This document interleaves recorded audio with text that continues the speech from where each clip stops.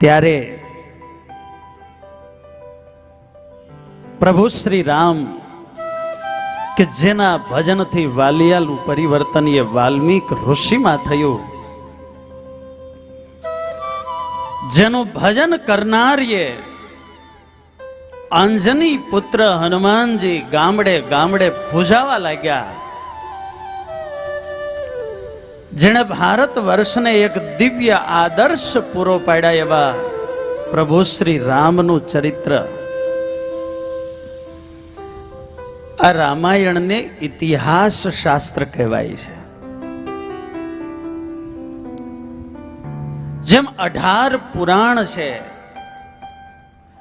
આગમ શાસ્ત્રો છે, શ્રુતિ ગ્રંથો છે, સ્મૃતિ ગ્રંથો છે, એમ રામાયણ છે એને ઇતિહાસ શાસ્ત્ર કહેવાય છે. ઇતિહાસ, ઇતિ વચનામૃત વાંચો છો, ઇતિનો મિનિંગ તો ખ્યાલ આવી જાય તમને. ઇતિ એટલે આ પ્રમાણે, ઇતિ હ આસ, બસ આ જ રીતે થયું હતું એવી એક વાસ્તવિકતાનું નિરૂપણ કરે એને કહેવાય ઇતિહાસ શાસ્ત્ર.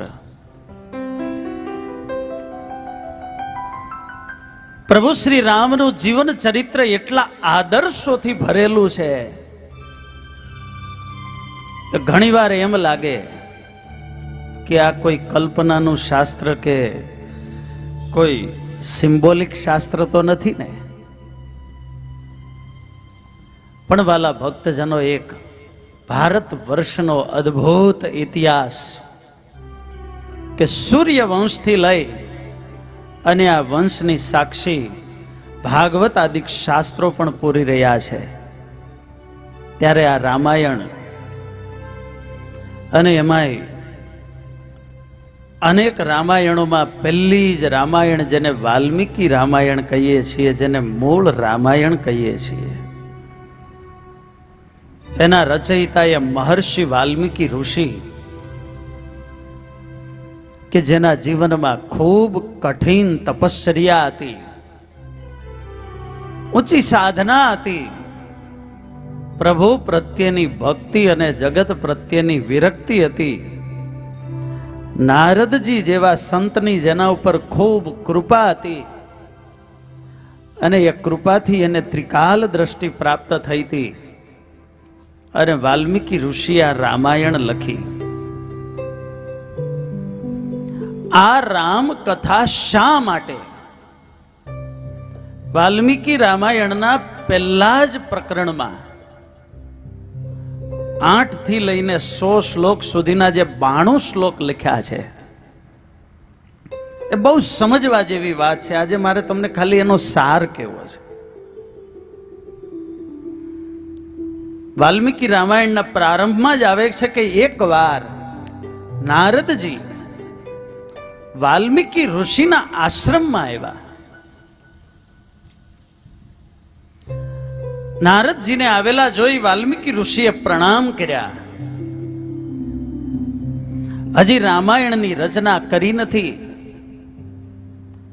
એ વખતે વાલ્મીકી ઋષિએ નારદજીને પ્રશ્ન કર્યો છે કે હે નારદજી,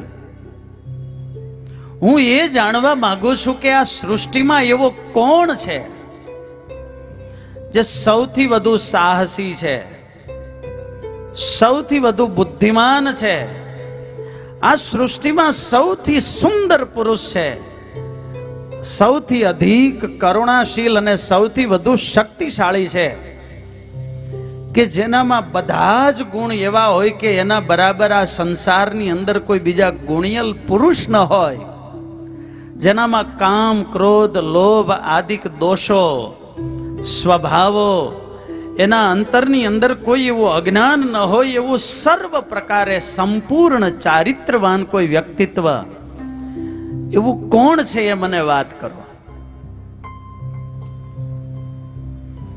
અને ત્યારે પ્રશ્ન સાંભળીને નારદજી રાજી થયા. નારદજીએ કહ્યું કે હે ઋષિવર, તમારો પ્રશ્ન બહુ સુંદર છે. જો પ્રશ્ન સારો હોય ને તો ખરેખર સાચા વિદ્વાન હોય, જ્ઞાતા હોય કે સદગુરુ હોય, પ્રશ્ન જેવો સુંદર અને જિજ્ઞાસા ભરેલો હોય તો એના હૃદયમાં સ્ટિમ્યુલેશન સહજ થાય. ક્યારેય ન સાંભળી હોય એવી અનુભૂતિની વાતો પણ ઉત્તરમાં મળે. આવો સરસ મજાનો પ્રશ્ન જ્યારે વાલ્મીકી ઋષિએ નારદજીને કર્યો અને ત્યારે નારદજીએ કહ્યું છે કે હે ઋષિવાર, આ વિશ્વની અંદર તમે પૂછો છો એવું કોણ વ્યક્તિત્વ છે કે જેના ગુણ ગાન થવા જોઈએ? તો મારી દ્રષ્ટિએ મેં દર્શન કર્યું કે એવા તો આ અનંત બ્રહ્માંડમાં એક પ્રભુ શ્રી રામ છે.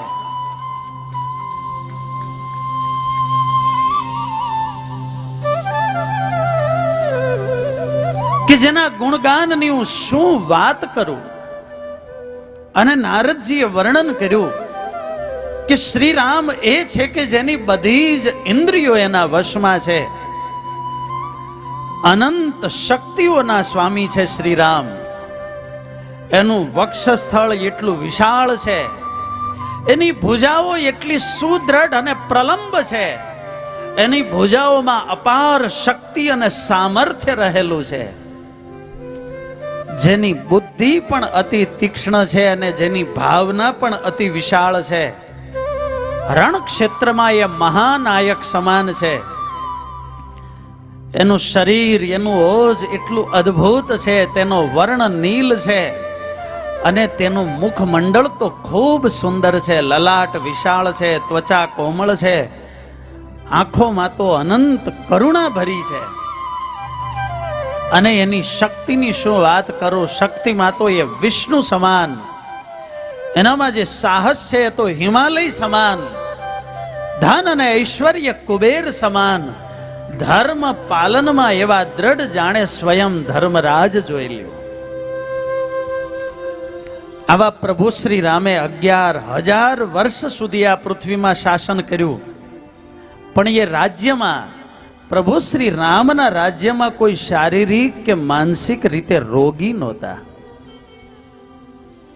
દવાખાના જ નહીં. શરીર સ્વસ્થ એટલે બધાના મન પણ સ્વસ્થ.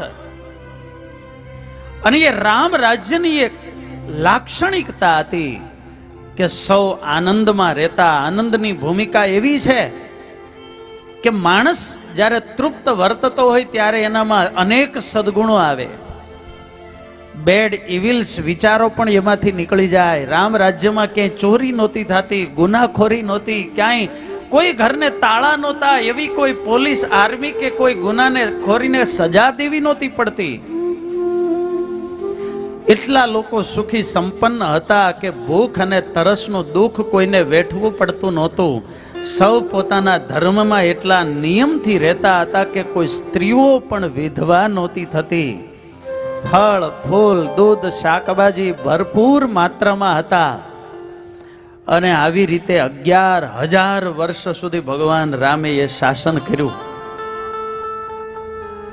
ભલા ભક્તજનો, વાલ્મીકી રામાયણના પહેલા જ અધ્યાયમાં 8 થી 100 શ્લોક સુધીમાં સંક્ષિપ્તમાં પ્રભુ શ્રી રામના જીવન અને કાર્યનું નારદ મુનિએ આ વર્ણન કર્યું છે. ત્યારે ભારત વર્ષને એક એવો ઈશ્વરનો અવતાર મળ્યો કે જે સ્વયં પોતાના જીવન દ્વારા એ ઉપદેશ આપે છે. આજના આધુનિક મેનેજમેન્ટમાં પણ લોકો કહે છે કે બેસ્ટ લીડર કોને કહેવાય? One who is leading by his own example. કે જે પોતે જ દ્રષ્ટાંત રૂપ બની. જેમ પૂજ્ય સ્વામી, પૂજ્ય ગુરુ મહારાજના જીવનને આપણે જોઈએ છીએ કે એના જીવન જ એટલા અદ્ભુત છે, સંયમ પરાયણ છે કે એના જીવન જ આપણને ઉપદેશ આપે છે. ત્યારે વાલા ભક્તજનો, આ રામાયણ હોય કે રામચરિત માનસ, પ્રભુના એમાં ગુણગાન ગાયા છે. ભગવાનના તો ગુણ ગાયા છે, પણ ભગવાનના એક એક ગુણ પણ એવા અનંત છે કે એ ગુણોના પણ ગુણ ગાઈએ ને તો પાર ન આવે. વાલ્મીકીજીએ ભગવાનને એક નામ આપ્યું છે, સ્મિત ભાષિણમ. બોલો તો, સ્મિત ભાષિણમ. પ્રભુ શ્રી રામ એ જ્યારે બોલતા ત્યારે સ્મિત સાથે બોલતા. ક્યારેક પ્રયોગ કરજો. સ્મિત સાથેની એ વાત, એની અંદર એ તાકાત જ વધી જતી હોય છે. ત્યારે એવું ભગવાનનું એક વ્યક્તિત્વ હતું. ત્યારે વાલા ભક્તજનો, રામાયણની એક સરસ ચોપાઈ છે. આપણે આ 5 દિવસ ભગવાનના એક ગુણ એક ગાવા છે. ગુણ સાંભળવાથી શું થાય? ગુણ સાંભળ્યા વિના, મહિમા જાણ્યા વિના પ્રતીતિ ન આવે. અને જ્યાં સુધી માણસને પ્રતીતિ ન આવે ત્યાં સુધી પ્રીતિ પણ થાતી. જાને બિનો ના હોય પરતીતિ, જાને બિનો ના હોય પરતીતિ, જાને બિનો ના હોય પરતીતિ, જાને બિનો ના હોય પરતીતિ, बिनु परतीति होय नहीं प्रीति, बिनु परतीति होय नहीं प्रीति, हाँ बिनु परतीति होय नहीं प्रीति, बिनु परतीति होय नहीं प्रीति, जाने बिनु ना होय परतीति, जाने बिनु ना होय परतीति.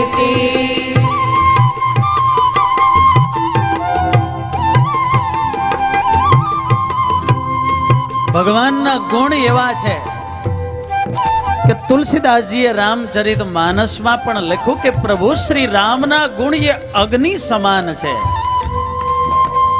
જેટલા દોષો, દુર્ગુણો, ખરાબ વૃત્તિઓ, આ બધા એ સૂકા કાષ્ટ સમાન ગણાવ્યા.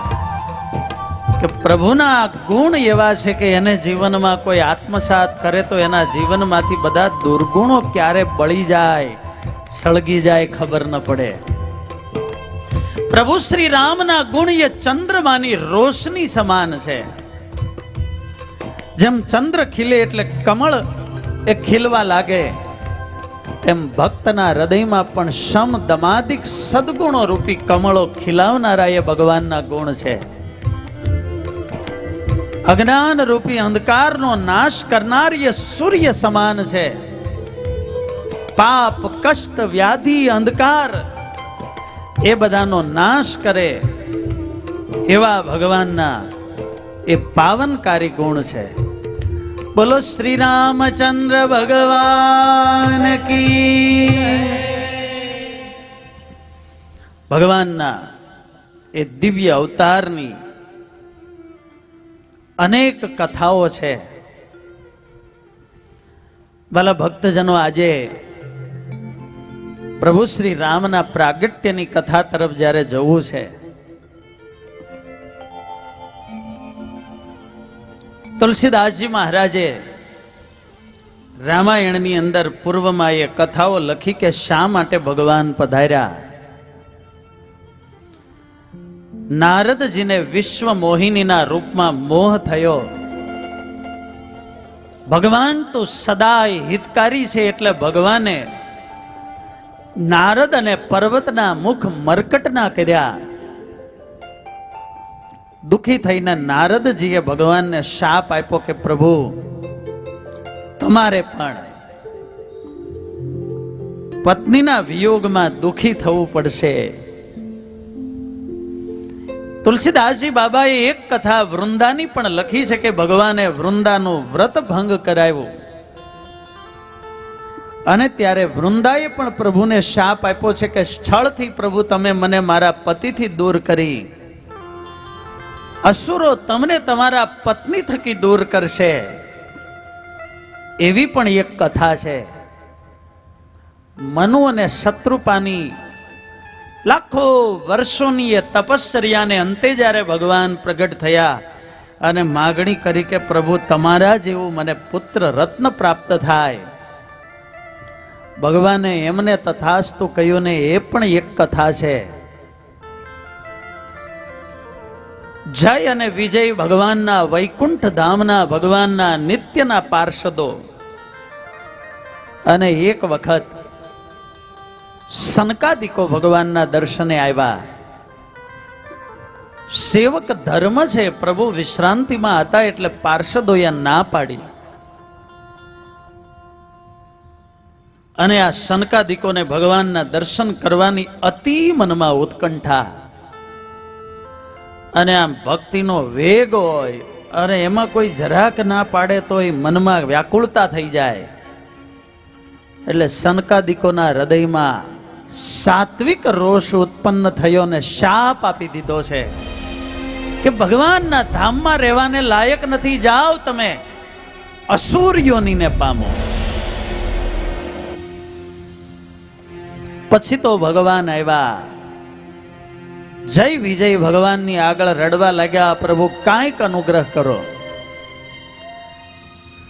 ભગવાન કહે તમારે પ્રેમ ભાવથી અમારી ભક્તિ કરશો તો 7 જન્મ લેવા પડશે ને શત્રુ ભાવે અમારી ભક્તિ કરશો તો 3 જન્મ બોલો. એટલે કહે પ્રભુ અમારે જલ્દી તમારી સેવામાં આવવું છે, ભલે અમે શત્રુ ભાવે તમારી ભક્તિ કરીશું. અનેક પ્રકારની ભક્તિ હોય, એમાં એક શત્રુ ભાવની પણ ભક્તિ છે. ચિંતન ભલે શત્રુ ભાવે થાય પણ એ તીવ્રતાથી ભગવાનનું થાય છે ને. આમ તમે આટલા શાંતિથી કથા સાંભળો છો, પણ જેની સાથે આમ કટ્ટર શત્રુતા હોય એ આવીને જો બાજુમાં બેસી જાય તો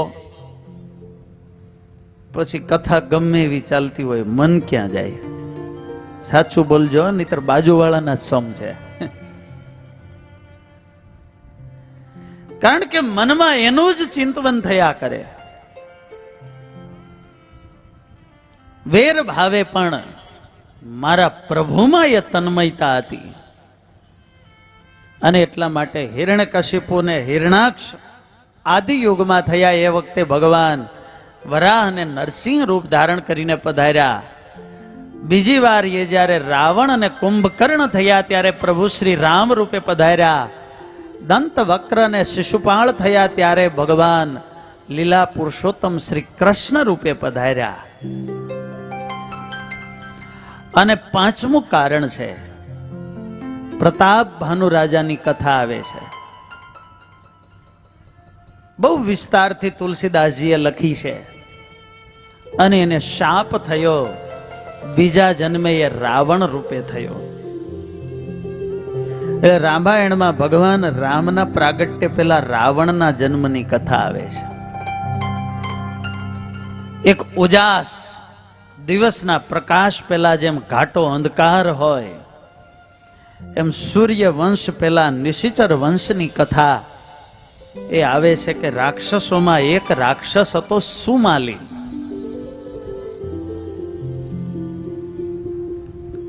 રાક્ષસોની વચ્ચે એ ભેગા થયા ને ત્યારે એ સુમાલીએ કહ્યું કે આપણી પાસે અપાર શક્તિ છે, પણ બ્રાહ્મણ જેવો વર્ચસ કેતા તેજ નથી.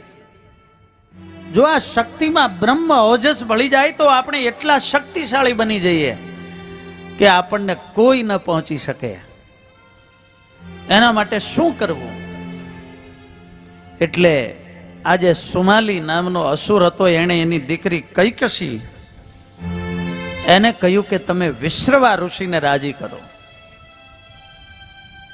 વિશ્રવા ઋષિ બહુ તપ સાધનાની અંદર રત હતા, ધર્મપરાયણ હતા, વેદોના મહાન જ્ઞાતા હતા, અને આ કૈકસી એમની પાસે આવે, એની સેવા કરે અને ઋષિને સેવા દ્વારા ખૂબ પ્રસન્ન કર્યા.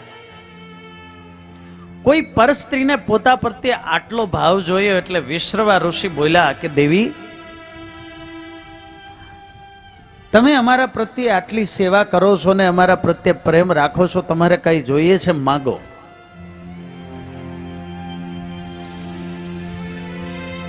આપશો ને? વિશ્રવા ઋષિ કે દેવી માગો. અને ત્યારે કૈકસી એટલું બોલ્યા કે બસ આપ મને પતિ રૂપે પ્રાપ્ત થાઓ. તપોબળથી વિશ્રવા ઋષિએ જોયું ત્યાં એને પણ ખ્યાલ આવી ગયો કે આ કૈકસી તો રાક્ષસ છે. પુત્ર પ્રાપ્તિના સંકલ્પથી મારી પાસે આવી છે ને સેવા કરી છે. ઋષિ ઉદાર હતા. દેવી, તમારી સાથે વિવાહ કરું. હું બ્રાહ્મણ છું ને તમે રાક્ષસ છો.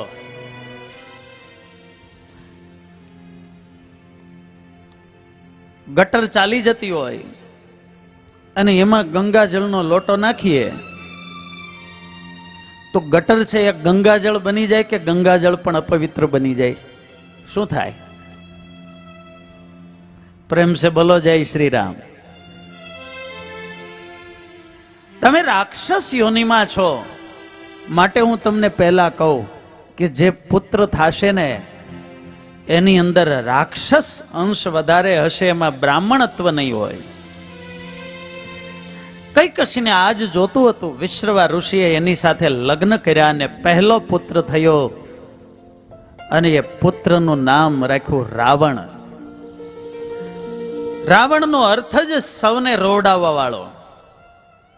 અને જ્યારે એવું કહેવાય છે, લખેલું છે શાસ્ત્રોમાં કે રાવણનો જ્યારે જન્મ થયો ત્યારે પ્રકૃતિની અંદર તાંડવો થવા લાગ્યા, અપશુકનો થવા લાગ્યા, મલ મૂત્ર ને હાડકાની વૃષ્ટિ થવા લાગી. આવો અસુર. અને જન્મતા જ એને મોટું સ્વરૂપ ધારણ કરી લીધું. એને બાળ લીલાઓ નથી કર્યો, હા હા હા હા કરતો મોટો અસુર બની ગયો. એમાં બીજો પીરિયડ જ નહીં. આ વિશ્રવા ઋષિ અને કૈકસી થકી બીજો પુત્ર થયો જેના કાન કુંભ જેવા હતા. જ્ઞાન બહુ, પણ એ ક્યારેય જ્ઞાનનો ઉપયોગ ન કરી શકા. જેનું નામ પડ્યું કુંભકર્ણ. એટલું વિરાટ શરીર કે વાદળ સુધી એનું મસ્તક અડી જાય. અને જ્યારે ભૂખ્યો થાય ત્યારે ખાવા લાગે તો બ્રહ્માજીને ચિંતા થઈ કે આખી સૃષ્ટિ ખાલી કરી દેશે.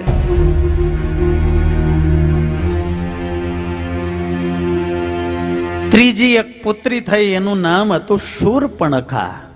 શૂર્પ એટલે તીક્ષ્ણ, શાર્પ, જેના નખ, કાન, વૃત્તિઓ, બહુ વિચિત્ર શરીર.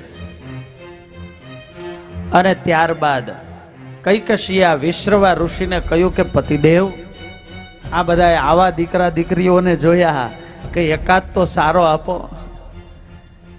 એટલે વિશ્રવા ઋષિએ અનુગ્રહ કર્યો અને બ્રાહ્મણત્વ પ્રધાન એને પુત્રનો જન્મ થયો અને એનું નામ પડ્યું વિભીષણ. વિભીષણ એ ભગવાનના પરમ ભક્ત હતા. વી એટલે અત્યંત વિશેષ અને ભીષણ એટલે અત્યંત ભીરું. શેનાથી? તો કે મારાથી શાસ્ત્રનું ઉલ્લંઘન ન થઈ જાય, એવો એને અખંડ ભય રહેતો કે મારાથી કંઈક પાપ ન થઈ જાય, ભગવાનની આજ્ઞા લોપાઈ ન જાય. જેને જીવનમાં હંમેશા આવું અનુસંધાન રહેતું હોય કે મારાથી ભગવાનની આજ્ઞા ન લોપાય, એ બધા વિભીષણ કહેવાય.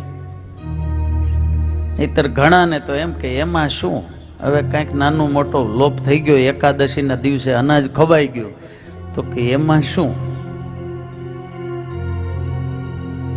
ન જોવા જેવું જોવાઈ જાય, ન જ ખાવા જેવું ખવાઈ જાય ને તોય બધે એમ જ થાય કે એમાં શું એમાં શું. એટલે અમારે ગુરુ મહારાજ કહે તો પછી ભગવાન પણ એને એમ કહે તો પછી તારામાં શું. પ્રેમ સે બોલો જય સ્વામિનારાયણ. ગુરુદેવ શાસ્ત્રીજી મહારાજ એવું કહેતા કે વેદનું કોઈ વચન નાનું ન હોય એમ ભગવાનની કોઈ આજ્ઞા પણ નાની ન હોય.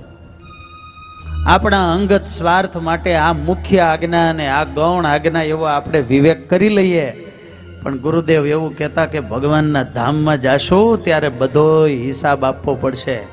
સ્વામી કહેતા કે ત્યાં કઈ પોપાભાઈનું રાજ્ય, પ્રેમ સે બોલો જય સ્વામિનારાયણ.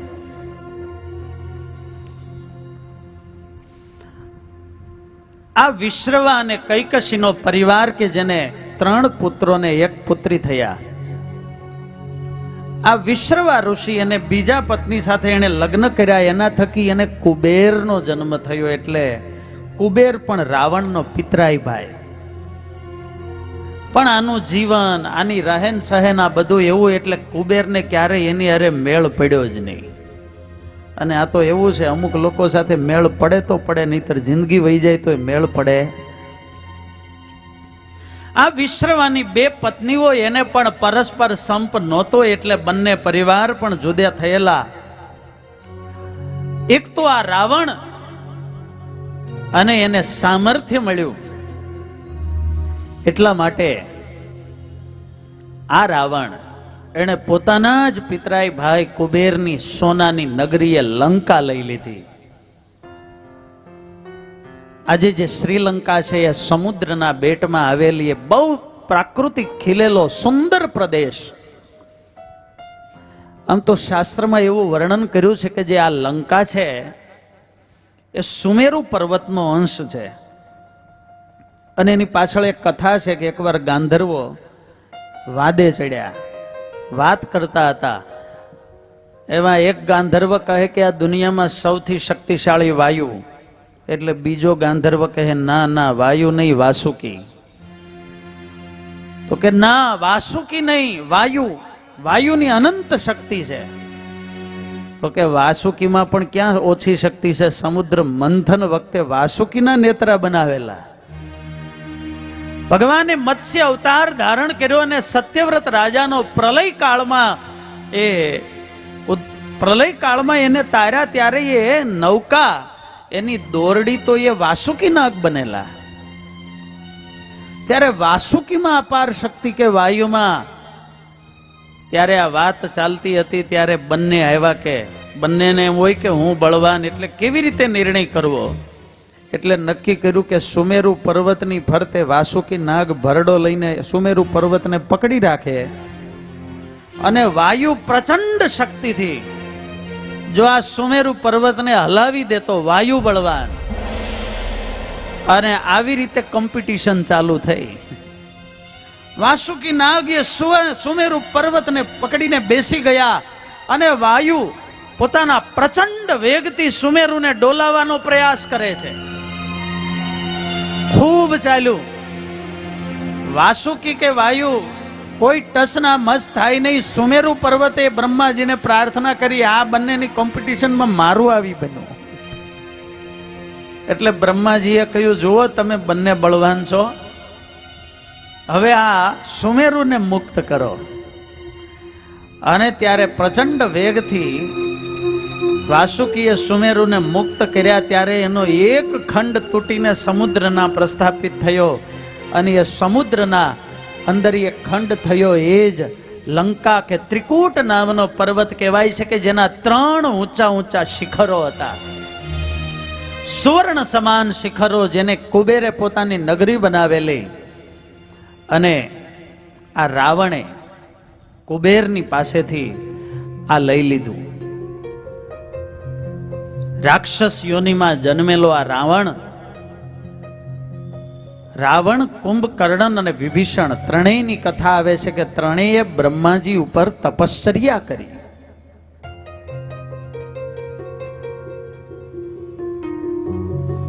તપ અને સાધના એક સરખી જ. બ્રહ્માજી પ્રસન્ન થયા, વરદાન માગવાનું કીધું, પણ એની વૃત્તિ અલગ અલગ હતી. એટલે ત્રણેયને ફળની અંદર આકાશ પાતાળનો ફેર. રાવણ ઉપર જ્યારે બ્રહ્માજી પ્રસન્ન થયા, રાવણ એવી કઠિન તપશ્ચર્યા કરી, અને છેલ્લે તો તલવારથી પોતે દશાનન, 10 મસ્તક, 20 ભુજા એક પછી એક મસ્તક બ્રહ્માજીના ચરણોમાં અર્પણ કરતો જાય ને છેલ્લું મસ્તક જ્યારે અર્પણ કરવા જાય અને ત્યારે બ્રહ્માજી પ્રગટ થયા. રાખ રાખ રાવણ. અને બ્રહ્માજીએ જ્યારે માગવાનું કહ્યું ત્યારે રાવણને એ જ જોતું હતું. રાવણ કહે, બ્રહ્માજી મને એવું વરદાન આપું કે મને કોઈ મારી જ ન શકે. બ્રહ્માજી કહે, જો આ મારી સૃષ્ટિમાં ખુદ હું પણ ચિરંજીવી નથી તો હું તને કેવી રીતે વરદાન આપી શકું? માટે બીજું કંઈક માગ. અને ત્યારે રાવણે બ્રહ્માજીની પાસે માંગ્યું કે દેવતા, કિન્નર, રાક્ષસ, ગંધર્વ, નાગ કોઈ મને મારી ન શકે. દેવતાથી લઈને બધા જ લઈ લીધા. બ્રહ્માજીને ખબર હતી એટલે બ્રહ્માજીએ કહી દીધું તથાસ્તુ. અને આમ બ્રહ્માજીએ જેવું તથાસ્તુ કીધું ને રાવણ તો આમ અટ્ટહાસ્ય કરવા લાગ્યો. રાજી રાજી થઈ ગયો કે હવે મને કોઈ મારી નહીં શકે. દેવતાઓ ભયભીત થઈ ગયા. બ્રહ્માજીને કહે, બ્રહ્માજી તમે આ શું કર્યું? હવે આને કોણ મારશે? તાનાશાહ હોય કિંગ જોમ ઉન જેવો અને એના હાથમાં મિસાઈલ આવી જાય પછી એને કોણ અટકાવી શકે ભાઈ? એટલે બ્રહ્માજીએ કહ્યું કે બધાયનું નામ લીધું પણ મનુષ્ય અને વાનરનું નામ લેવાનું રાવણ ભૂલી ગયો છે. કારણ કે એમ માને કે માણસ અને રાવણ એ તો મારો ખોરાક કહેવાય, એ મને શું મારી શકે? જીવનમાં બધાયને અંડર એસ્ટિમેટ કરવાની ભૂલ કરાય. રાવણે આ ભૂલ કરી. કુંભકર્ણનું જ્યારે વરદાન માંગવાનો સમય આવ્યો ત્યારે દેવતાઓએ પ્રાર્થના કરીને વીણાવાદિની દેવી સરસ્વતી કુંભકર્ણની જીહવા પર આવ્યા. ઇન્દ્રાસન માગવા જાય ને ઝડપથી એ માગવા જાય ઇન્દ્રાસન, અને સરસ્વતીજી એની જીભ ઉપર આવી ગયા એટલે એનાથી બોલાઈ ગયો નિંદ્રાસન. અને જેવો નિંદ્રાસન શબ્દ નીકળ્યો ને બ્રહ્માજી કે તથાસ્તુ. અને આમ તથાસ્તુ બોલ્યા ને ત્યાં કુંભકર્ણની આંખો ઘેરાવા લાગી, બગાસા ખાવા લાગ્યો. એને થયું આ બધું શું થવા લાગ્યું? તમને નથી આવતા ને? પ્રેમ સે બોલો જય શ્રી રામ, જય જય શ્રી રામ. કુંભકર્ણ કહે મારાથી ભૂલ થઈ ગઈ. બ્રહ્માજી કે ના હવે ન ચાલે, એક જ વાર વરદાન હોય તથાસ્તુ. અને પછી એને કહ્યું કે 6 મહિના સુધીની તારે નિદ્રા રહેશે ને 6 મહિને તું જાગીશ. 6 મહિનાની નિદ્રા બાદ તું જાગીશ તો તને ત્રિલોકીમાં કોઈ મારી નહીં શકે. અને અર્ધ નિદ્રાએ જો જાગ્યો તો તારું નક્કી નહીં. અને એ કુંભકર્ણને જગાડવો હોય તો એની છાતી ઉપર 1 લાખનું સૈનિક જ્યારે આમ ઠેકડા મારે ને ત્યારે એને કંઈક અસર થાય. અને જાગે ત્યારે એમાંથી પેલા 50 લાખને તો એ 50,000 ને તો સીધું જ ભોજન કરી જાય. આવો એ કુંભકર્ણ. શૂર્પણખાએ ઈચ્છા રૂપનું વરદાન માંગ્યું અને જ્યારે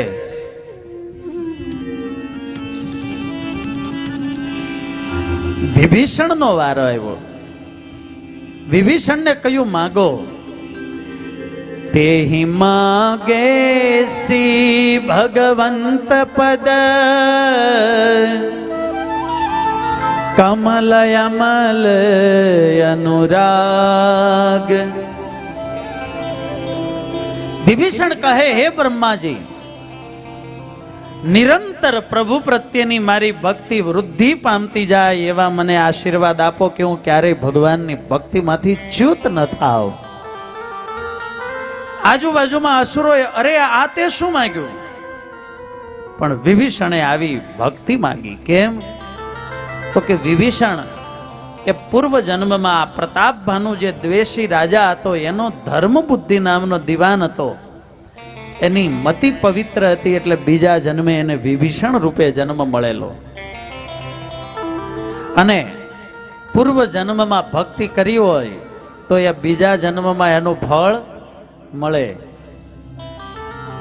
ભક્તિ ઉપર ભય શાનો રે સંતો, ભક્તિ ઉપર ભય શાનો. તૂટો તોય કળશ સોનાનો રે સંતો, ભક્તિ ઉપર ભય શાનો. ભક્તિને સુવર્ણ કળશની ઉપમા આપી છે. હાથમાંથી સોનાનો કળશ પડી જાય, તૂટી જાય, ઘડામણ જાય, પણ એની કિંમત ઓછી થાય. અરે જેમ જેમ સોનું જૂનું થાય ને એના તો ભાવ દિવસે દિવસે વધતા જ જાય છે. એમ ભલા ભક્તજનો, સાચા ભાવથી કરેલી ભક્તિ ક્યારેય નિષ્ફળ જતી નથી. જુઓ, એક જ સરખો તપ સાધના, પણ પૂજ્ય મહંત સ્વામી કહે ને કે એનો ઇન્ટેન્શન અલગ હતો તો એનું ફળ આખે આખું બદલી ગયું. સત્સંગમાં ઘણીવાર એવું પણ જોવા મળે કે ઘણા ભક્તો તો ડબલ માળા કરતા હોય, કેટલું ભજન કરતા હોય, પણ જો આશય પવિત્ર ન હોય, ચોખ્ખો ન હોય, તો એ માળા કે ભજન જોઈએ એવું ઉગે નહીં. ત્યારે જેવો આશય હોય એ પ્રમાણે ભગવાન ફળ દેતા હોય. એક તો રાવણ જન્મથી અસુર, અને એમાંય બ્રહ્માજીનું આવું વરદાન મળી ગયું. પછી તો કોઈ વાતે કોઈથી અટકાય નહીં. અસુરોના વિશ્વકર્મા એવા મહિદાનવ એની પુત્રી મંદોદરી સાથે વિવાહ કર્યા. કુબેરની રાજધાની લઈ લીધી. ખ્યાલ આવ્યો કે એની પાસે આકાશમાં ઉડે એવું પુષ્પક નામનું વિમાન છે. આ એક એવું વિમાન કે એની અંદર ગમે એટલા બેસે ને તો એક સીટ ખાલી રહી. પ્રેમ સે બોલો જય સ્વામીને. મંદોદરી નામની સુલક્ષણા સ્ત્રી, જગતમાં જેટલી સારી સારી વસ્તુઓ હતી એ બધી જ રાવણે પોતે લઈ લીધી. બધાની પાસેથી જૂટવીને રાવણ એ પોતે લેતો. સારી સારી બધી વસ્તુ મારી પાસે હોવી જોઈએ. અરે શિવનો મહાન ભક્ત કે બાહુબળથી કૈલાસ પર્વતને ઉઠાવ્યો કે એને હું લંકામાં લઈ જાઉં. શિવજી મહારાજ કે તું ત્યાં પૂજા કરી, હું તને દર્શન દેવા ત્યાં આવીશ. અને બધા દેવતાઓને તો એને સેવામાં લગાડી દીધેલા કે વરુણ દેવતા એને ત્યાં રાવણના બગીચામાં પાણી પાવાની સેવા આપેલી, અગ્નિ દેવતા રસોઈ કરે. બધા જ દેવતાઓ નવગ્રહને પાયામાં બાંધેલા ખાટલાની. એવું કહેવાય છે રાવણ જ્યારે સિંહાસન પર ચડતો ત્યારે એના પગથિયામાં એ બધા ગ્રહો અને નક્ષત્રોને રાખેલા. રાહુને ઊંધો લટકાવેલો ને એને કીધું તું દિવાલ બાજુ જ મોઢું રાખીને રહેજે, અમારી સામે જોતો નહીં. હું જે કામ કરું એ મને કરવા દેજે. અને એક વાર તો રાવણ પગથિયા ચડતો હતો ને શનિ ગ્રહ એની જરાક વક્ર દ્રષ્ટિ થઈ એટલે માથે લાત મારી.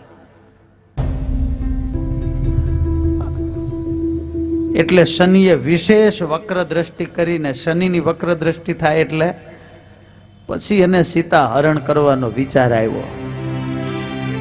પણ આ બધા ગ્રહોને પણ પગ તળે દબાવી રાખેલા. એક તો અસુર અને એના હાથમાં શાસન આવ્યું. ગૌ સેવા કરે તો એને જીવતા સળગાવતો, બ્રાહ્મણ કોઈ સંધ્યા આદિ કર્મ કરતા તો એને પરેશાન કરે, યજ્ઞ કરતો હોય તો એનો વિધ્વંસ કરે, લોહી માંસ હાડકા યજ્ઞની અંદર નાખે.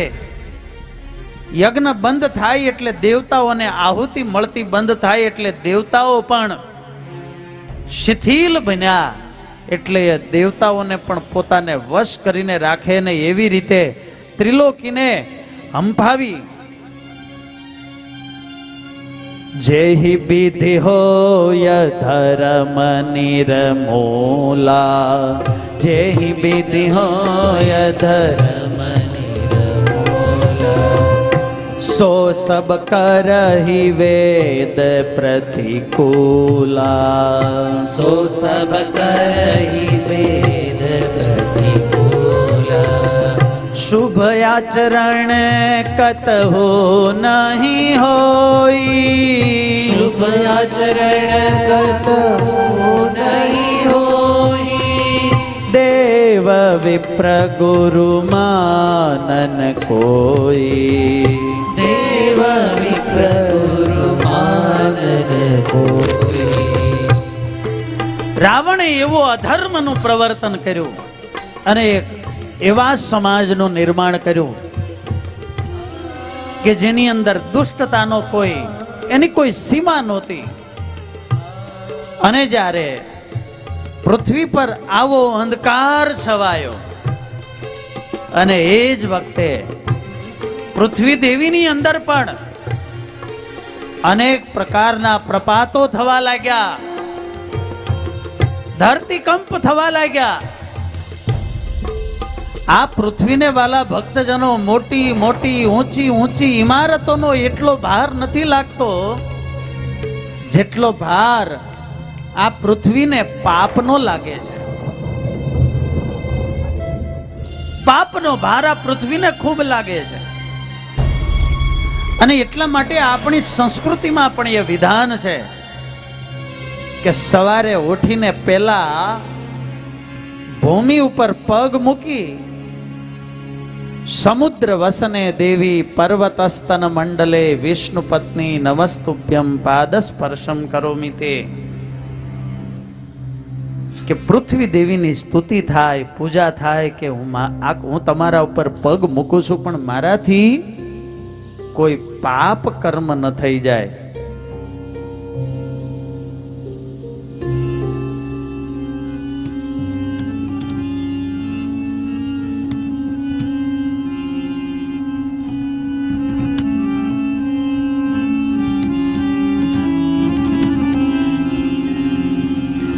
આજે આ પૃથ્વી પણ ખૂબ પીડા થઈ છે. ગાયનું રૂપ ધારણ કરીને ભગવાનની પાસે આવી છે કે હે પ્રભુ મારો ઉદ્ધાર કરો. ચાર વેદનું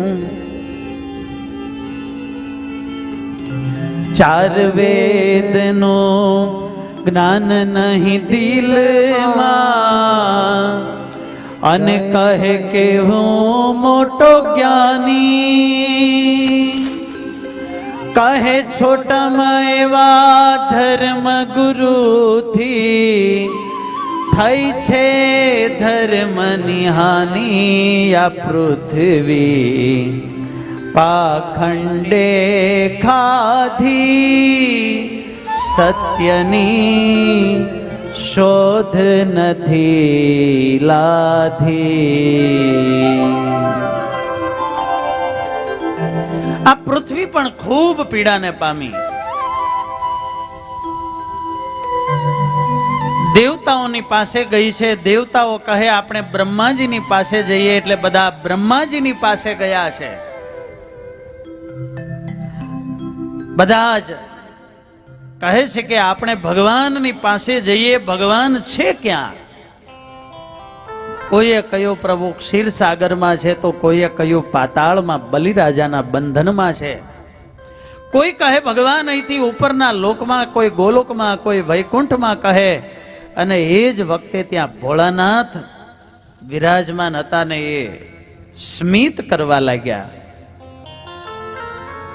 ભોળાનાથ જેમ હસ્યા ત્યારે બ્રહ્માજીએ પૂછ્યું કે કેમ આપ હસો છો? શિવજી મહારાજ આ કથા પાર્વતીજીને સંભળાવે છે. કહે છે હે દેવી, તેહી સમાજ ગિરિજા में રહેવું અવસર પાઈ બચન એક કહેવું. હે દેવી, એ વખતે મેં કહેલું, દેવતાઓ કહે ભગવાન કહે અહીં, ભગવાન અહીં, પણ મેં કહ્યું કે ભગવાન ક્યાં નથી હરિવ્યાપક સર્વત્ર સમાના. ભગવાન ક્યાં છે એમ નહીં, ભગવાન ક્યાં નથી. ભગવાન અત્ર તત્ર સર્વત્ર છે. તો એ કેવી રીતે ભગવાન પ્રગટ થાય, કેવી રીતે મળે? અને ત્યારે શિવજીએ કહ્યું, પ્રેમ તે પ્રગટ ઓહી મેં જાના. જ્યારે એવી પરમ પ્રીતિ પ્રગટે ત્યારે એ ભગવાન પ્રગટ થાય. જો અગ્નિ છે એ સર્વત્ર છે. હાથ છે, હાથ ઘસો તો બધા ઘસો, ગરમ લાગ્યા. આજે હાથ ગરમ થયા એ શેનાથી થયા? તો કે એ અગ્નિદેવ પ્રગટ થયા. કાષ્ટમાં લોખંડમાં તો છે જ, પણ અગ્નિ સર્વત્ર છે ને એટલે અગ્નિને કર્મ સાક્ષી દેવ કહેવાય. આપણે કઈ વિધિ વિધાન કરીએ એટલે દીપ, સૂર્ય કે અગ્નિને કર્મ સાક્ષી રાખીને વિધાન કરીએ, જેથી આપણે જે સંકલ્પ કર્યો હોય એનું ફળ આપણને અગ્નિદેવ સાક્ષી રહીને પૂરું પાડે. અગ્નિ જેમ સર્વત્ર છે, આપણે ધારીએ ત્યારે એને પ્રગટ કરી શકીએ, એમ ભગવાન છે. એના સ્વરૂપમાં જ્યારે પ્રેમ પ્રગટ થાય ત્યારે ભગવાન પણ પ્રગટ થતા હોય છે.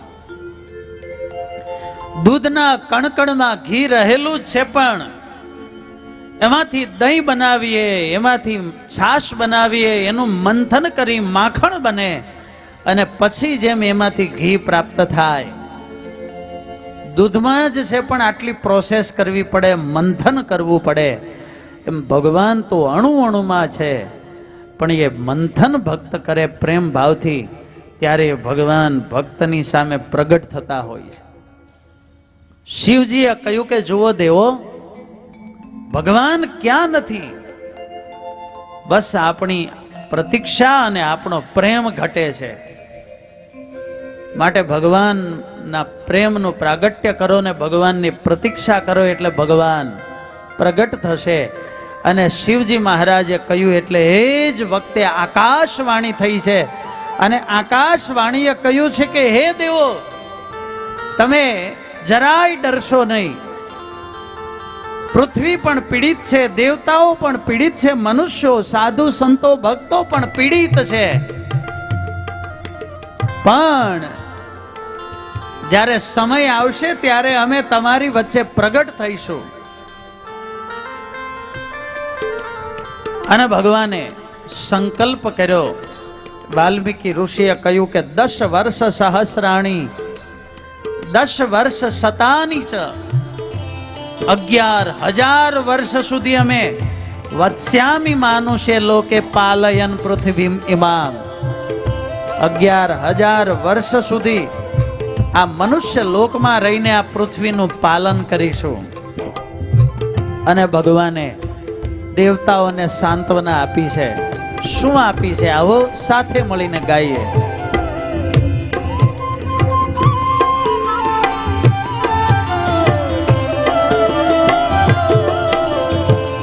जब जब होए धर्म की हानि, जब जब होए धर्म की हानि,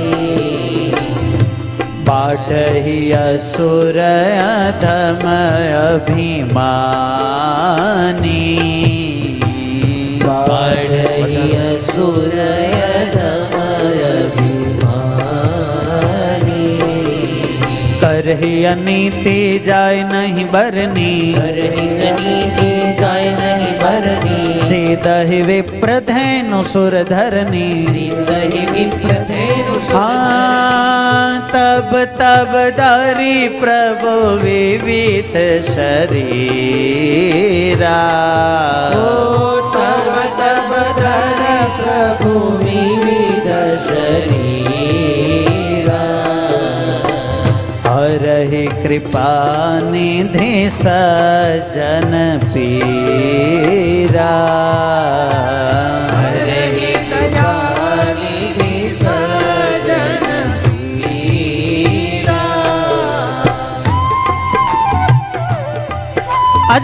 આકાશવાણી દ્વારા ભગવાને દેવતાઓને સાંત્વના આપી એટલે દેવતાઓ પ્રસન્ન થઈ ગયા અને રાજી થઈને પોતાના ધામમાં જવા લાગ્યા. ત્યારે બ્રહ્માજી કહે છે, હે દેવો,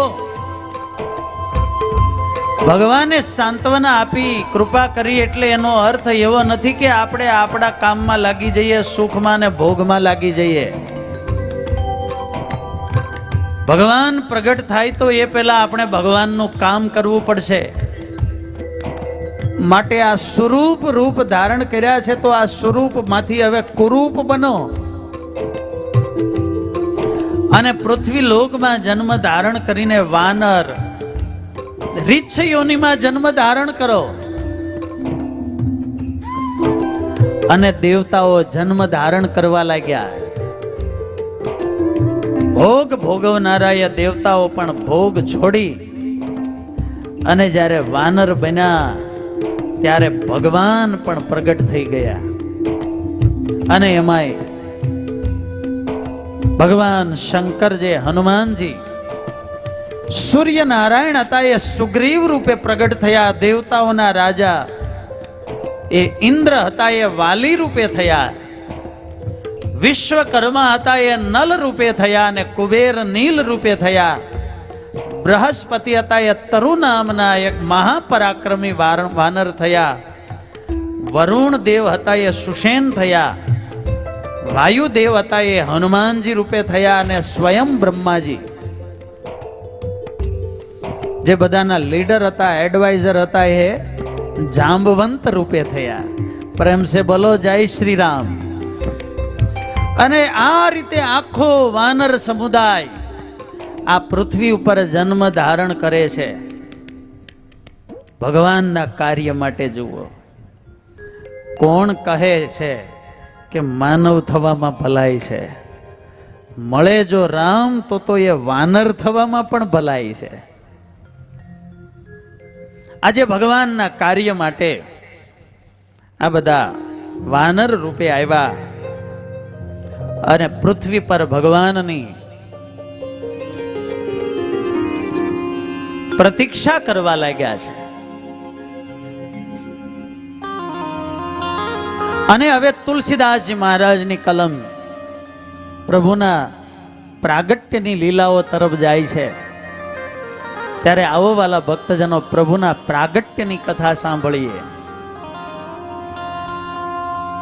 અવધપુરી રઘુકુલ મનિરાવો, અવધપુરી રઘુકુલ મનિરાવો, અવધપુરી રઘુકુલ મનિરાવો, અવધપુરી રઘુકુલ મનિરાવો.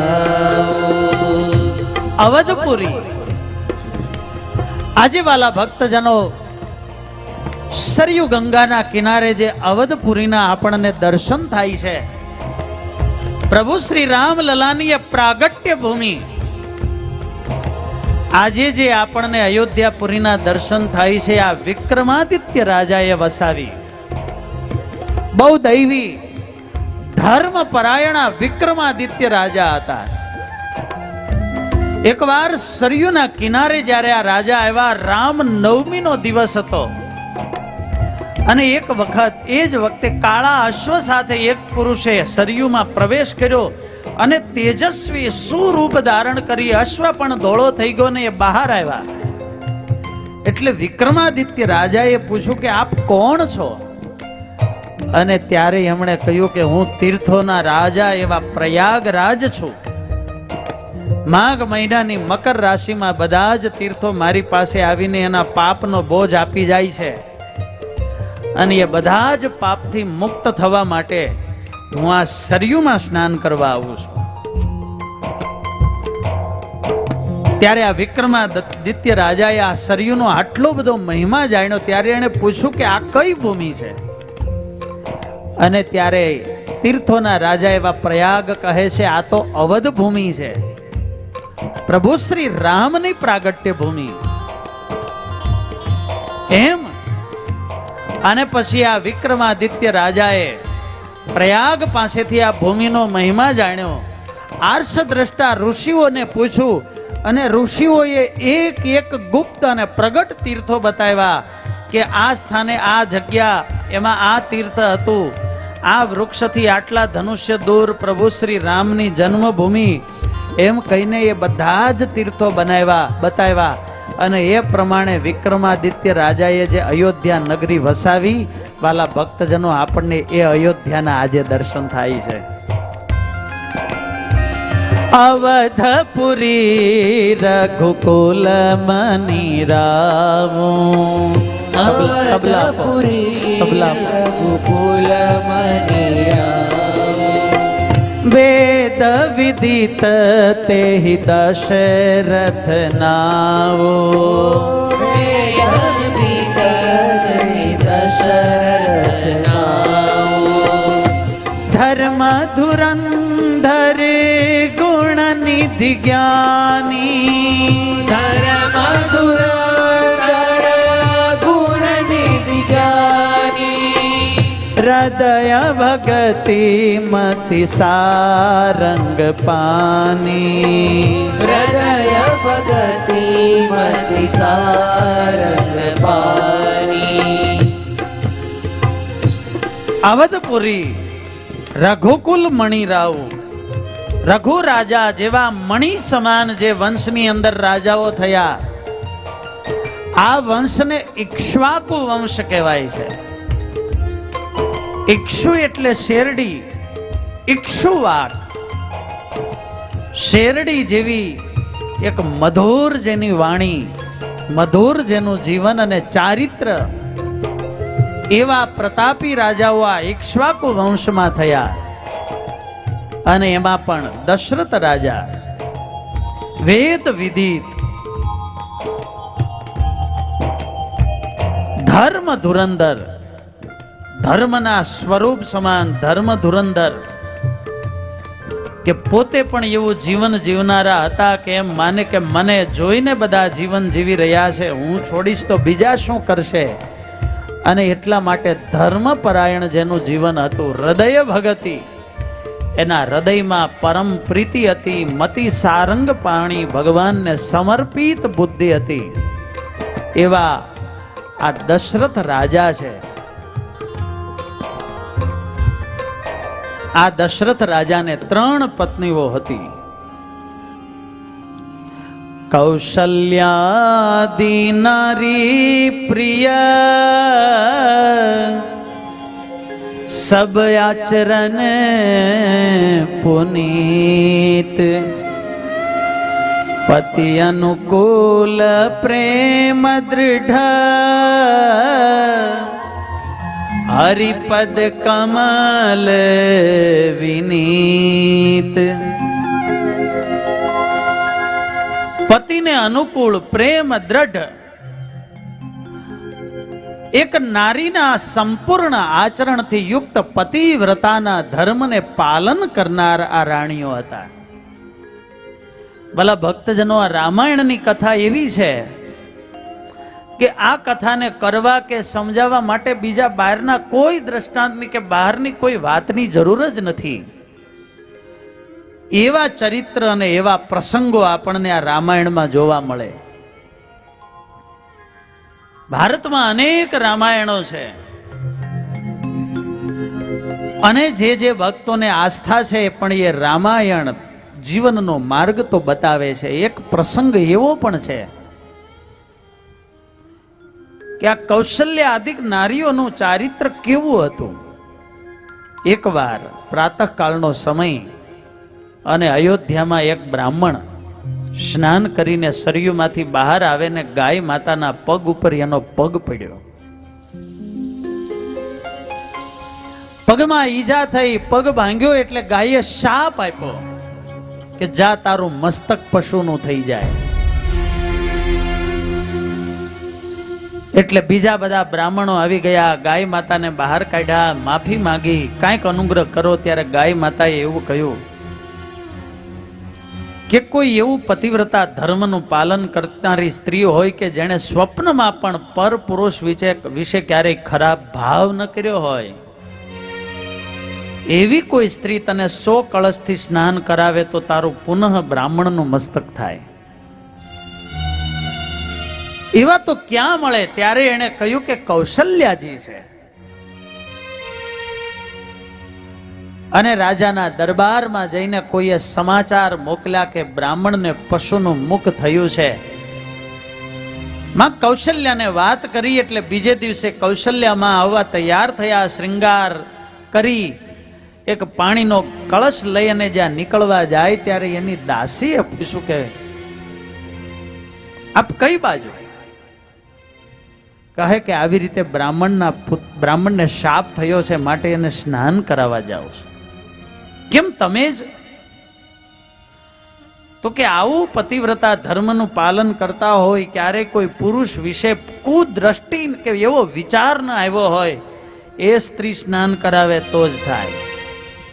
અને ત્યારે એ કૌશલ્યાના મહેલમાં એની સેવા કરનારી એ દાસી બોલી કે માં, એ કામ આ ભારતના ચક્રવર્તી સમ્રાટના મહારાણીને કરવાનું ન હોય, લાવો ઘડો, એ કામ તો હું કરી દઉં. હું નવડાવીશ ને તો એ બ્રાહ્મણ શાપ મુક્ત થઈ જશે.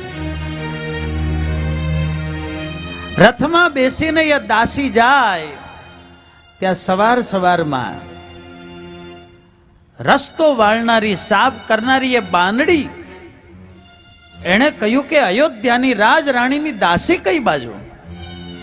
એણે કહ્યું કે બ્રાહ્મણને આવી રીતે શાપ થયો છે. ને ત્યારે એ બોલી કે આવા કામ માટે રાજભવનની દાસીને જવાનું ન હોય, લાવો ઘડો, આ કામ તો અયોધ્યાની શેરી વાળનારી એ દાસી પણ કરી આવે. અને એણે સ્નાન કરાવ્યું ને વાલા ભક્તજનો, એ બ્રાહ્મણનું પશુમાંથી પુનઃ માણસનું મસ્તક થઈ ગયું.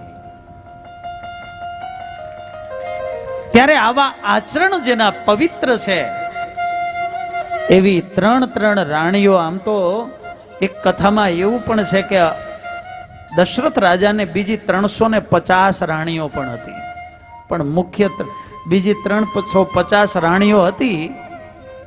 પણ એની કથા એવી છે કે એની સાથે પત્નીનો સંબંધ નહોતો, ખાલી રાણી નામ હતું. કારણ કે પરશુરામજીએ પ્રતિજ્ઞા લીધી કે આ પૃથ્વીને નક્ષત્રી કરવી, પણ એમાં એણે 2 જ વસ્તુ રાખી હતી કે કોઈ ક્ષત્રિયના વિવાહ થતા હોય તો ક્ષત્રિયને ન મારવો, અને કોઈ ક્ષત્રિયની પત્ની સ્ત્રી નગ્ન થઈને સામે આવી જાય તો પછી એ ક્ષત્રિયને મૂકી દેતા. એટલે દશરથને જ્યારે પરશુરામજી મારવા આવે એટલે ઓલો ઉપાય તો કરાય નહીં, એટલે કોઈ સ્ત્રીની સાથે દશરથ રાજા વિવાહ, કોઈ મંગળસૂત્ર પહેરાવતા હોય, માંગમાં સિંદૂર ભરતા હોય કે ફેરા ભરતા હોય, એમ વિવાહ કરતા. અને આવી રીતે 350 વાર પરશુરામજી દશરથની પાસે આવેલા. ત્યારે એ પણ રાણીઓ પણ કહેવાતી, પણ દશરથ રાજાને મુખ્ય કૌશલ્યા, કૈકેયી અને સુમિત્રા, આ 3 રાણીઓ હતી. 60,000 વર્ષ સુધી રાજાએ રાજ્ય કર્યું, કોઈ પુત્ર નહીં. એક દિવસ અરુંધતીએ વશિષ્ઠ ઋષિને કહ્યું કે તમે ઇક્ષ્વાકુ વંશના રાજ્ય ગુરુ છો અને તમને પરંપરાની ચિંતા નથી.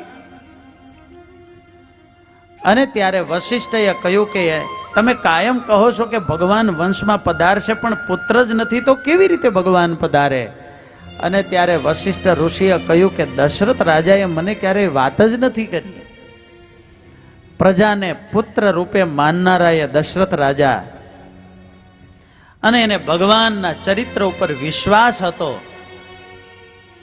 એક દિવસ અરુંધતી દશરથ પાસે ગયા. દશરથ રાજાએ વંદન કર્યા એટલે અરુંધતી જે વશિષ્ઠના પત્ની હતા એના પ્રપૌત્રને તેડીને ગયેલા ને એનો અંગૂઠો દબાયો એટલે પૌત્ર રડવા માંડ્યો.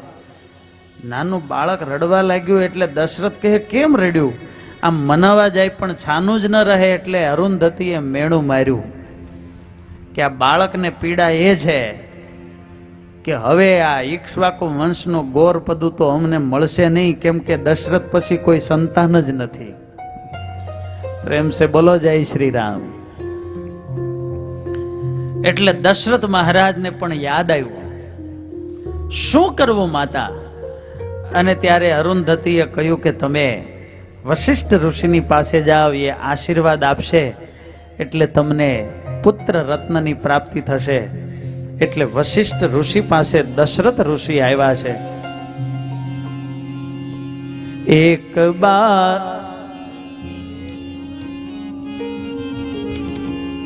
એક બાર ભૂપતિ મન માહી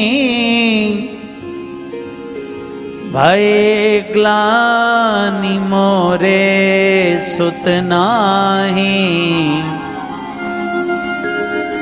વશિષ્ઠ ઋષિ ખૂબ દુખી થયા અને વશિષ્ઠ ઋષિની પાસે દુખી એવા દશરથ રાજા ગયા અને કહે છે કે હે ગુરુદેવ, રાજ્યમાં ઘી દૂધની નદીઓ બારે માસ વહે છે, સ્વર્ગમાં અને મારા રાજ્યમાં કોઈ વાતની ખામી નથી. બસ ખામી એક જ વાતની છે કે પાછળ આ રાજ્યને ચલાવનાર કોઈ સંતાન નથી.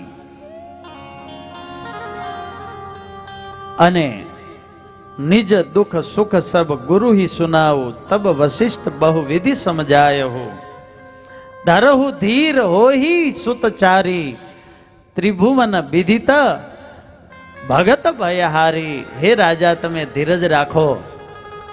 તમને એક નહીં, તમને તો ત્રિભુવનમાં જેની કીર્તિ ખૂબ વ્યાપ્ત થશે એવા 4 પુત્રનો તમારે ત્યાં જન્મ થશે. શું આજ્ઞા છે? એટલે વશિષ્ઠ ઋષિએ કહ્યું કે તમે શૃંગી ઋષિ પાસે યજ્ઞ કરાવો અને અંગ દેશના રાજા લોમપાદ એની પુત્રી શાંતા, આમ તો શાંતા હતા એ ભગવાન રામના બેન દશરથના જ પુત્રી હતા, પણ અંગ દેશના રાજા લોમપાદ એના પરમ મિત્ર, એને કોઈ સંતાન નહીં. એટલે દશરથ રાજાએ નાનપણથી એને ખોળે બેસાડેલા. એટલે ભગવાનના બેન એ પોતે શાંતા અને એની સાથે વિભાંડક ઋષિના પુત્ર ઋષ્ય શૃંગના વિવાહ થયેલા. જેવા પવિત્ર શૃંગી ઋષિ બ્રાહ્મણ હતા કે આ લોમપાદ રાજાના રાજ્યમાં પગ પડ્યો ને ત્યાં 12 વર્ષનો દુષ્કાળ સમાપ્ત થયો. આવા પવિત્ર બ્રાહ્મણ હતા કે જન્મથી જ જેણે કોઈ ગ્રહસ્થના ઘરનો અન્નનો દાણો ન ખાધો હોય એવા શૃંગી ઋષિએ યજ્ઞ કરાવે તો તમારે ત્યાં પુત્ર થશે. એટલે શૃંગી ઋષિને બોલાવ્યા. શૃંગી ઋષિ વશિષ્ઠ બોલાવા પુત્ર કામ શુભ યજ્ઞ કરાવા. અને શૃંગી ઋષિએ ભક્તિ સહિત મુનિ આહુતિ દીને અને ભક્તિ સહિત શૃંગી ઋષિએ આહુતિ દીધી. આજે છપૈયાથી અયોધ્યા જઈએ અને ત્યાં વચ્ચે મખોડા તીર્થ આવે છે, દર્શન કર્યા છે તમે? હા, આ મખોડા તીર્થમાં દશરથ મહારાજ પાસે પુત્ર કામેષ્ટી યજ્ઞ શૃંગી ઋષિએ કરાવેલો. હરિ ઓમ સહસ્ર શિરેખા પુરુખા સહસ્રાક્ષ સહસ્રપાત સભૂમિગું સર્વત સ્મૃતવાત્યતિષ્ઠત દશાંગુલમ. ઓમ અગ્નયે નમઃ સ્વાહા. એતાવાનસ્ય મહિમા તો જાયાશ પુરુખા. અને આવી રીતે ભક્તિ સહિત મુનિ આહુતિ દીને પ્રગટે અગ્નિ ચરુ કરલીને ભક્તિ સહિત આહુતિ આપી. અને જેવી આહુતિ પૂર્ણ થઈ એટલે એ યજ્ઞની જ્વાળાઓ વિશાળ થઈ અને એક દિવ્ય પુરુષ એ અગ્નિમાંથી સાક્ષાત અગ્નિદેવ પ્રગટ થયા. એવું વિશાળ શરીર, એક અંગોમાંથી તેજ નીકળે એવા સ્વરૂપવાન સુંદર અને એવો મોટો ચરુ. અને એની અંદર પાયસાન કેતા ખીર હતી. અને એ પાયસાનનો ઘડો લઈ અને અગ્નિદેવે જેવો આમ દશરથ રાજાને વશિષ્ઠ ઋષિને અર્પણ કર્યો ને એના સુધી પહોંચાતા એના માપનો એ ઘડો થઈ ગયો. સાક્ષાત અગ્નિદેવે આ ખીર અર્પણ કરી. બોલીએ રામચંદ્ર ભગવાન કી. ઇદમ પાયસાન્નમ દેવ નિર્મિતમ એવું વાલ્મીકી ઋષિ કહે કે આ પાયસાન, આ ખીર કોઈ સામાન્ય નહીં પણ દેવ નિર્મિત ખીર હતી. સ્વયં પરમાત્મા જે ખીર રૂપે બનેલા.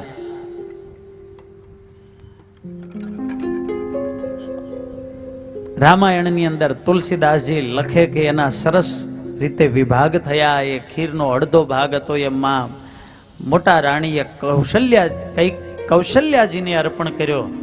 બહુ ભૂખ લાગી તેને અતિ આતુરતાથી એ કૌશલ્યાજીએ એ ભાગ અંગીકાર કર્યો.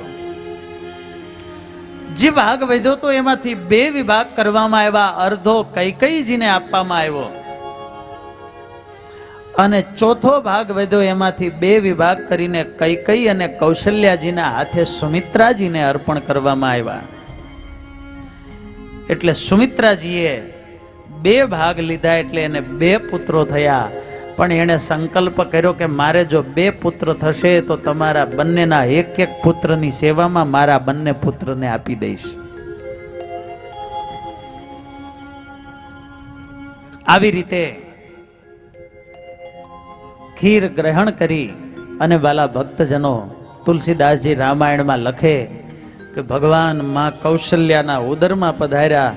જાદીન તે હરિ ઘર ભૈયાએ, જાદીન તે હરિ ઘર ભૈયાએ, નિત નવ મંગલ મોદ બઢાએ, નિત નવ મંગલ મોદ બઢાએ.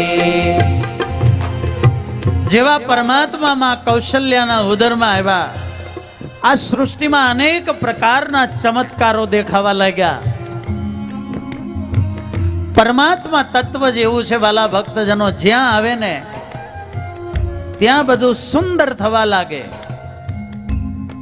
આજે જો ભગવાન રામલલાના પ્રાગટ્યની કથાઓ આપણે થોડીક ક્ષણો માટે સાંભળીએ છીએ.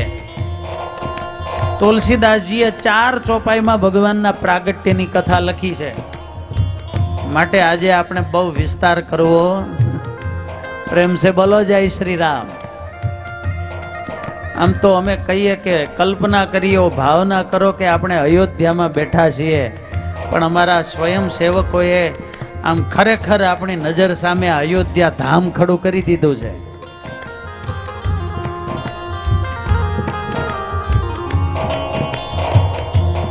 મંગળમય વાતાવરણ સર્જાવા લાગ્યું. નિત નવ મંગલ મોદ બઢાય. આ સૃષ્ટિમાં એવા અનેક પ્રકારના ચમત્કારો દેખાવા લાગ્યા છે. ચૈત્ર ઋતુ, અને ચૈત્ર ઋતુમાં પણ પડવો, બીજ, ત્રીજ, ચોથ, પાંચમ, છઠ, સાતમ, આઠમ ગયા અને નવમી તિથિ મધુમાસ પુનીતા, નવમી તિથિ મધુમાસ પુનીતા, શુક્લ પક્ષે અભિજીત હરિપ્રીતા, શુક્લ પક્ષ અભિજીત હરિપ્રીતા. તુલસીદાસજી કહે નવમી, નવમીનો એક અર્થ થાય નમસ્કાર. વંદન કરું છું એ તિથિને કે જે દિવસે પ્રભુ શ્રી રામ પધાર્યા. વાલા ભક્તજનો, આપણા માટે તો આ તિથિ પરમ પાવન, કારણ કે આ દિવસે બપોરે 12 વાગે પ્રભુ શ્રી રામ પધાર્યા અને રાત્રિની 10 અને 10 ઘડીએ પ્રભુ શ્રી ઘનશ્યામ પધાર્યા.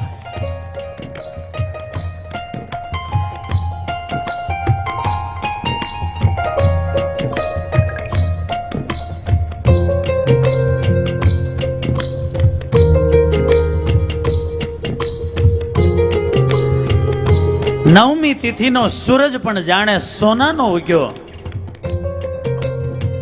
દશરથ મહારાજના એ કનક ભુવન ઉપર એ તેજ કિરણ જ્યાં પડવા લાગ્યા જાણે આ પૃથ્વીમાં પીળું સોનું પાથરતો હોય એવી દિવ્યતાના દર્શન અયોધ્યાની અંદર થવા લાગ્યા. અને એમાંય ચૈત્ર ઋતુ છે, પ્રકૃતિની અંદર મંગળમય વાતાવરણ સર્જાવા લાગ્યું છે. સૃષ્ટિએ જાણે નવા શણગાર ધારણ કર્યા હોય. વૃક્ષો, વેલીઓ, લતાઓ એની અંદર અનેક પ્રકારના પુષ્પો, ફળ, ફૂલ ખીલા છે.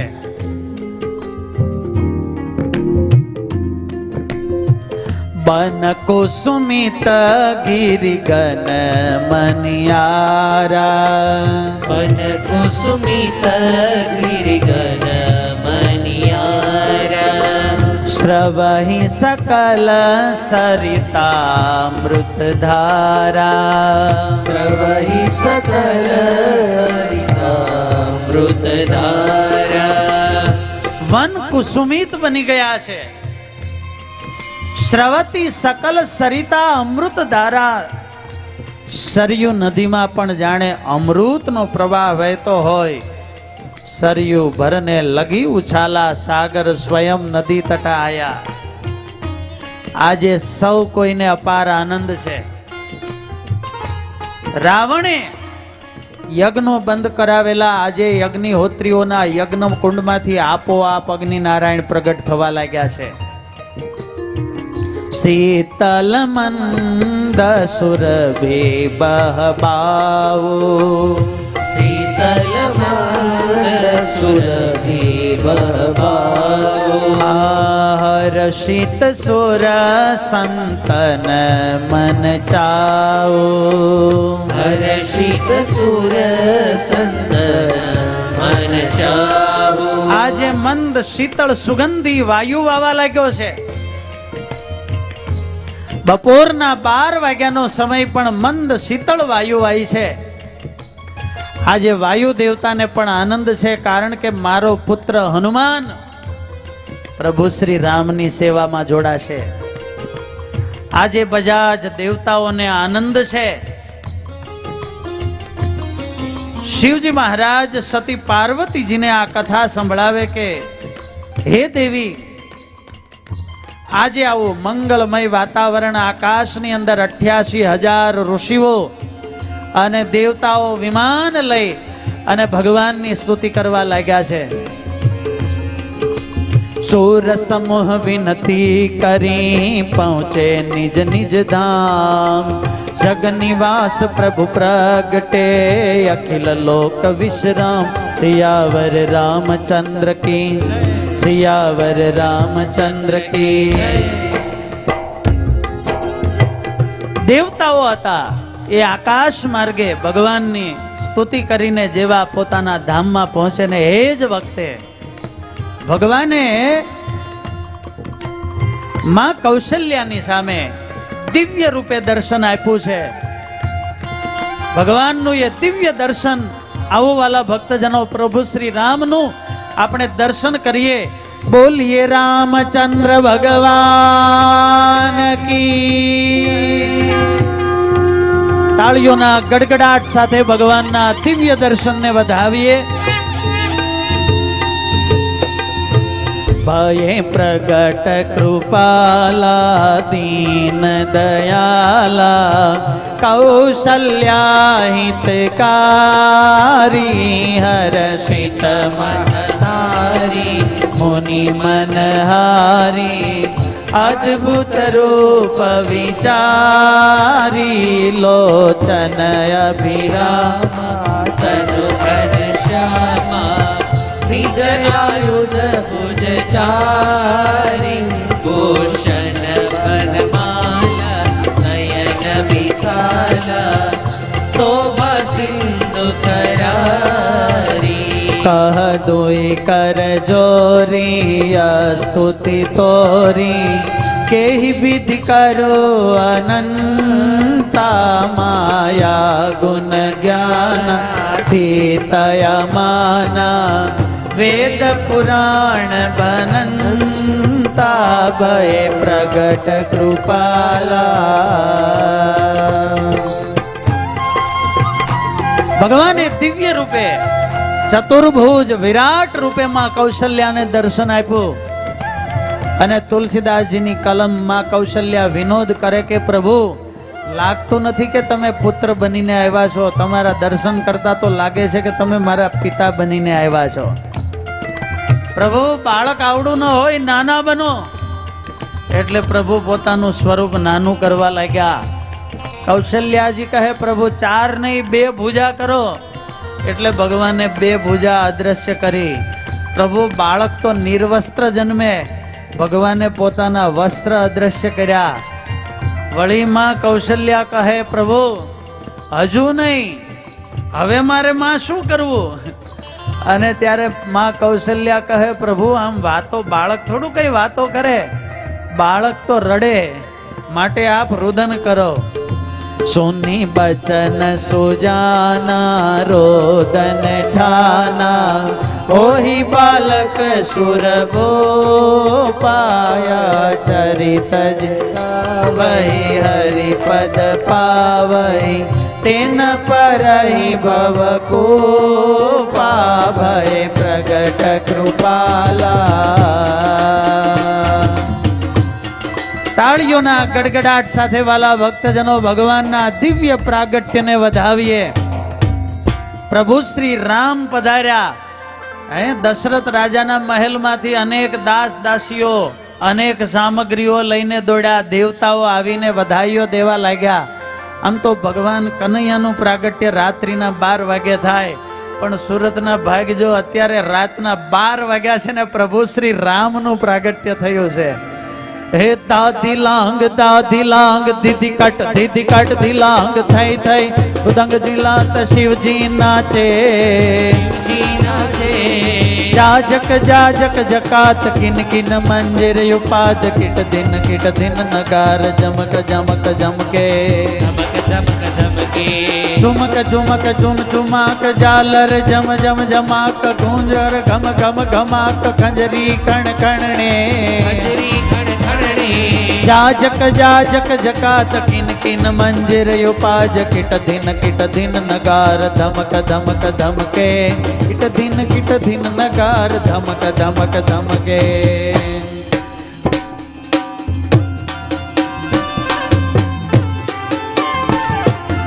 अवध में आनंद भयो जय रघुवर लाल के। अवध में आनंद भयो जय रघुवर लाल की। अवध में आनंद भयो जय रघुवर लाल के। अवध में आनंद भयो जय रघुवर लाल की। जय रघुवर लाल की कौशल्या दुलार की। जय रघुवर लाल की कौशल्या दुलार की। अवध में आनंद भयो जय रघुवर लाल की। अवध में आनंद भयो जय रघुवर लाल की।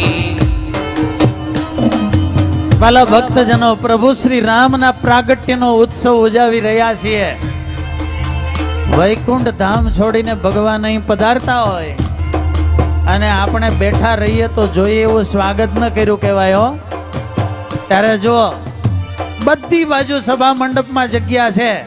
આવો વાલા ભક્તજનો, થોડી વાર રાસ મંડળ કરીને ભગવાનના પ્રાગટ્યને ઉજવીએ.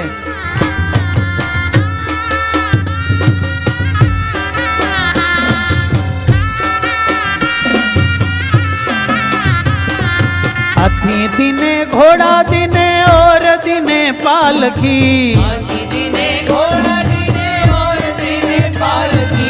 हाथी दिने घोड़ा दिने और दिने पालकी। हेलो,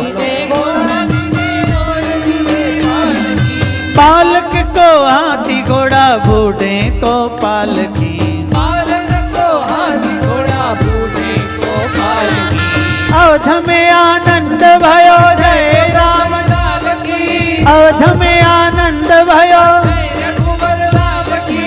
जय रघुवर लाल की। जय रघुवर लाल की। अवध में आनंद भयो जय रघुवर लाल की।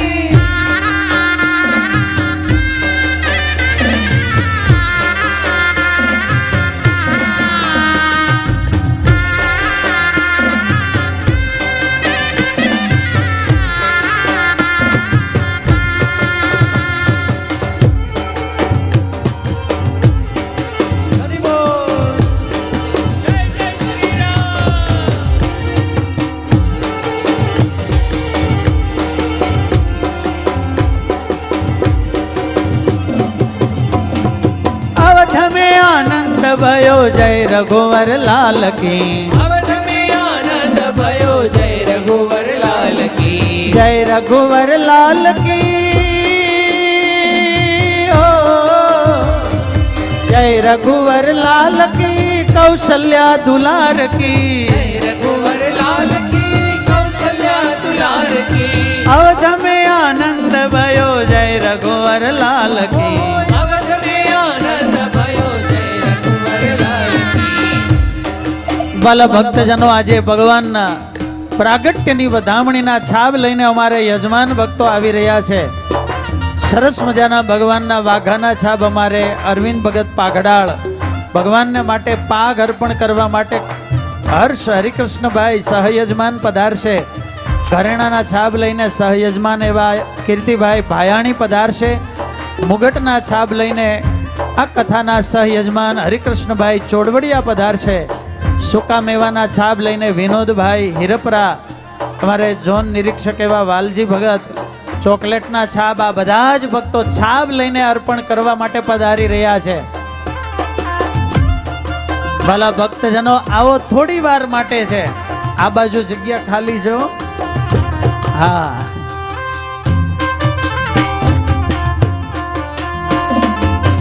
અમે પનિયારા રે લોય જ ગામના અમે પનિયારા રે લોય જ ગામના અમે પનિયારા રે લોય જ ગામના અમે પનિયારા રે લોય જ ગામના મારે પન ઘટની તજાવા પનિયારા રે લોય જ ગામના અમે પનિહારા રે લોય જ ગામના આ ઉઠી પ્રભાતે પાણી ભરવાને ગયા તા ઉઠી પ્રભાતે પાણી ભરવાને ગયા તા કુવા કાંઠે બાલા જોગી બેઠા તા કુવા કાંઠે બાલા જોગી બેઠા તા જોગી જોયા ને મન મોયા પનિયારા રે લોય જ ગામના અમે મેં પનિહારા રે લોય જ જય હો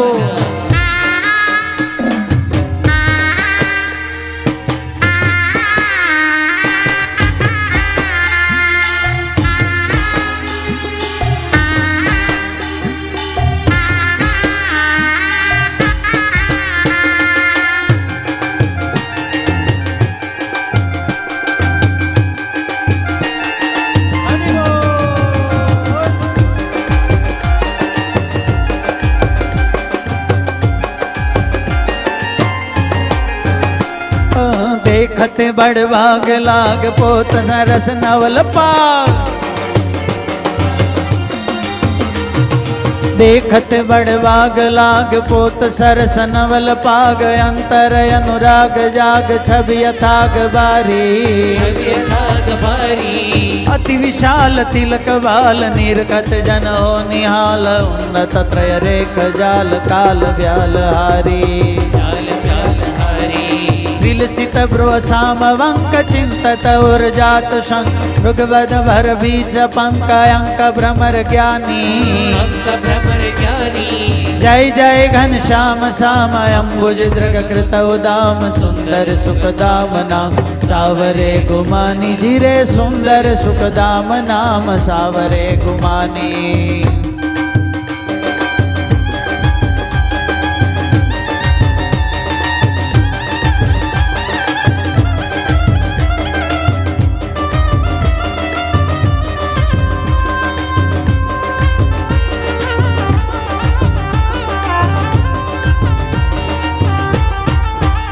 તારી મૂર્તિ લાગે છે મને પ્યારી રે શ્રી ઘનશ્યામ રે તારી મૂર્તિ લાગે છે મને પ્યારી શ્રી ઘનશ્યામ એ રૂડી ચાલ જગત થી ન્યારી રે શ્રી ઘનશ્યામ રે રૂડી ચાલ જગત કી નારી શ્રી ઘનશ્યામ હરી પ્રિય નાભી છે ગોળ ગંભીર રે શ્રી ઘનશ્યામ રે રૂડી નાભી છે ગોળ ગંભીર રે શ્રી ઘનશ્યામ રે. રૂડા લાગો છો શ્યામ શરીર રે શ્રી ઘનશ્યામ રે રૂડા લાગો છો શ્યામ શરીર રે શ્રી ઘનશ્યામ રે.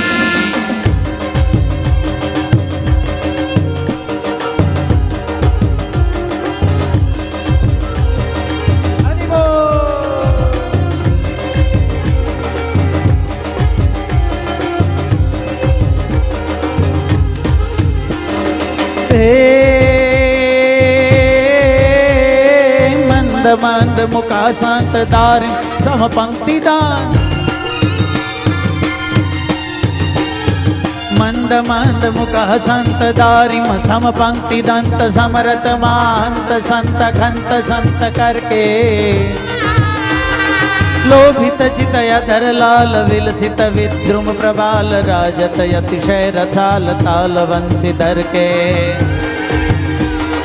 અંબક ફલ ચિબુક જાન કંબુ સમકંઠ માન દારત શિવયાદિ ધ્યાન આન ઉર નયાની જય જય ઘનશ્યામ શ્યામ અંબુજ દગત ઉદામ સુંદર સુખદામના સાવરે ગુમાની જીરે સુંદર સુખદામના સાવરે ગુમાની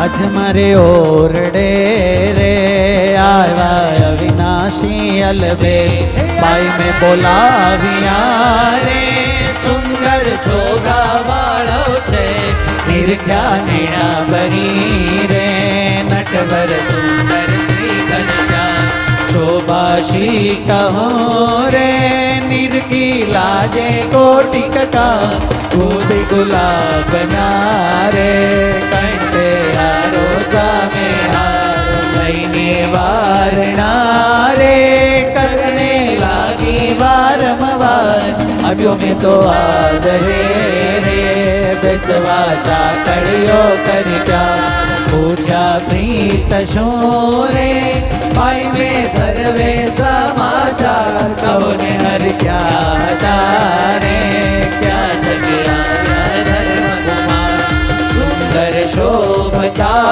રે અંગે સજ્યા છે શણગાર પહેરી પ્રીત શું રે સુરંગી સુકંડલી સુખ દે નાડી રની રે જોતા ચૂકન થાય ને ઉપર ઓઢિયો રે ગૂઢો રે તો જોયાલા સજની તે સમે રે ધન ધન નિર્ખ્યા તેના ભાગ મસ્તક ઉપરે રે બાંધુ મોળીડું અમૂલ કોટિક રવિ શશી રે તે તો નાવે તેને દૂર રેશમી તોરનો રે કર્મા સાયો છે